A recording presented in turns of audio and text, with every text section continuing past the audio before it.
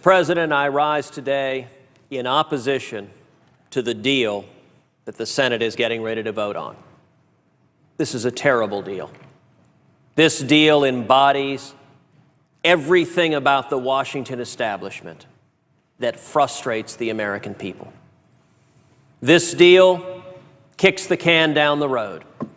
It allows yet more debt, more deficits, more spending, and it does absolutely nothing to provide relief for the millions of Americans who are hurting because of Obamacare. To all the young people right now coming out of school who can't find a job because of Obamacare, this deal does nothing for them. To all of the single moms who are struggling and being forced into part-time work, trying to feed their kids on 29 hours a week because of Obamacare, this deal does nothing for them.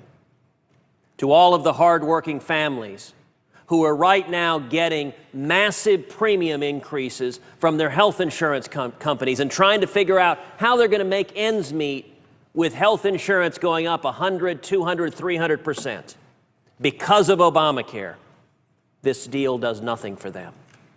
And to all of the seniors, to all of the people with disabilities who are right now getting in the mail notifications that they're losing their health insurance because of Obamacare, this deal does nothing for them. Mr. President, this fight was always about the American people who are hurting because of Obamacare. And unfortunately, today, the United States Senate is saying, you don't have a voice in Washington. You don't have a voice in Washington. This is a terrible deal.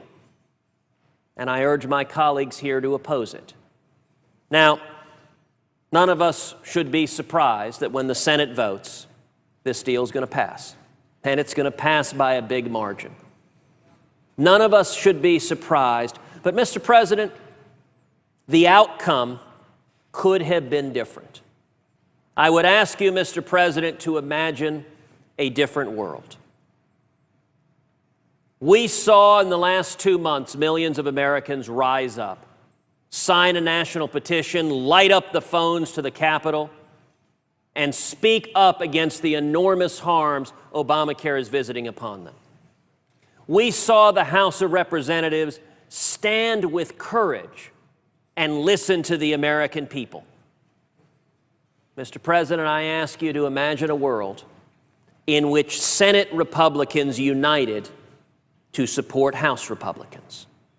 Imagine that one piece being different from what we saw. Imagine after the House Republicans stood together with the American people, if all 46 Senate Republicans have stood together and said, we are united against the train wreck that is Obamacare. We are united with the American people that if President Obama is going to give an exemption for big business, for members of Congress, that the American people deserve that very same exemption. I want you to imagine, Mr. President, if Senate Republicans have stood together and simply supported House Republicans and the American people.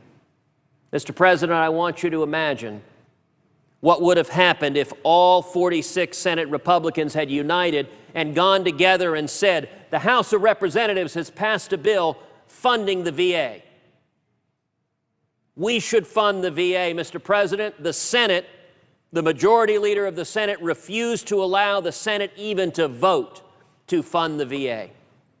I want you to imagine, Mr. President, all 46 Senate Republicans, if we had stood together and simply supported the House Republicans in saying the House of Representatives has voted to reopen our national parks, to reopen our war memorials, and the majority leader of the Senate refuses to allow the Senate even to vote. Mr. President, I want you to imagine simply that Senate Republicans had stood together and said, we support the House Republicans in standing with the American people. Mr. President, if that had happened, this result, I believe, would have been very, very different.